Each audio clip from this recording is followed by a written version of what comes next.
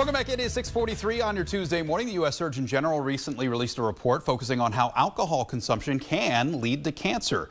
Makes your ears perk up, doesn't it? Dr. Tonia Farmer is here to tell us more about it. Doc, good to see you as always. It's been a while. See you. I know it's been a while. Too long. Too long. We'll fix that next time. Right. Well, I mean, this came as a surprise to some of us, not to you, though. Not to me. So is this something that you think the general public maybe just isn't informed about, I guess? Yeah, and that's one of the things that the report, brought out. When I first saw the report, I thought to myself, hold up, I'm confused. What are we talking about? Don't we already know that alcohol leads to cancer? But what was surprising in the report is that less than 50% of the U.S. population is aware that alcohol is one of the leading preventable causes of cancer. So that part of it really did surprise me. What do you think, I guess for you, what was your biggest takeaway from the report? It was a long report. It was definitely a long report, but one of my biggest takeaways was that we have not done a great job at educating the population about the risk of alcohol and cancer.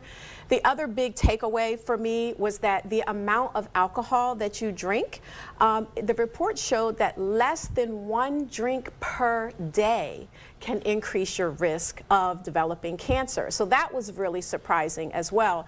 And also that it didn't matter what type of alcohol you were drinking. It could be wine, beer, liquor.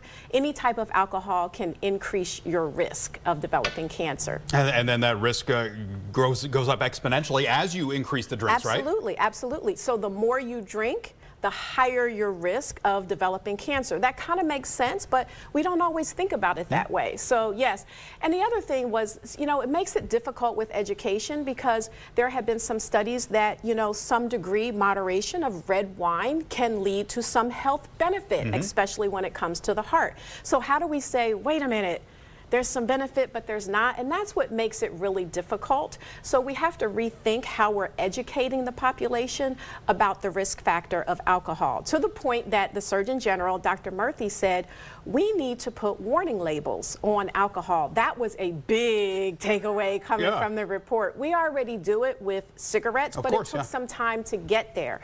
We now have that foundation of research over many, many years to say, no, there is a causal relationship between alcohol and cancer, so we need to put that label on alcohol products going forward. So we'll see how the industry reacts to that, and in other countries it's already there, but here in the United States we'll see how the industry reacts to that recommendation. Always seems like it takes a little longer in the U.S. for some reason. For some things. So are there specific types of cancer that this is focused on? Yes, it is. The report specifically focused on the causal relationship with 7 different types of cancer: the mouth, the throat, the voice box, the esophagus. Now that's my territory, right? Absolutely. So that's why I'm like, yeah, we already knew that.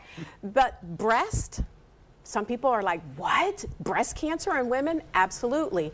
Your liver, we knew that, right? Yeah, alcohol and liver, and also colorectal. So those 7 different types of cancer, the report was really honing in on that we know there is a causal relationship between the amount that you drink and your risk of developing these 7 different cancers. Now, that doesn't mean that's just those 7 different types. We know that it can cause other types of cancers, but we have the foundational information, scientific information to say there is a causal relationship with these 7 different types. Just need to do a better job of educating the public, which you are doing this morning. Yes, absolutely. At least in our region, and helping everybody understand that this is a thing. Doc, good to see you as always. Thanks for coming in. It's good to see you too. Thank you. Oh, thank you. We have trivia coming up after the break. Let's take a look at today's question of the day. This is an interesting one. Is Antarctica a desert? I mean, it feels like Antarctica around here, so that's what made me think of this. Give us a call.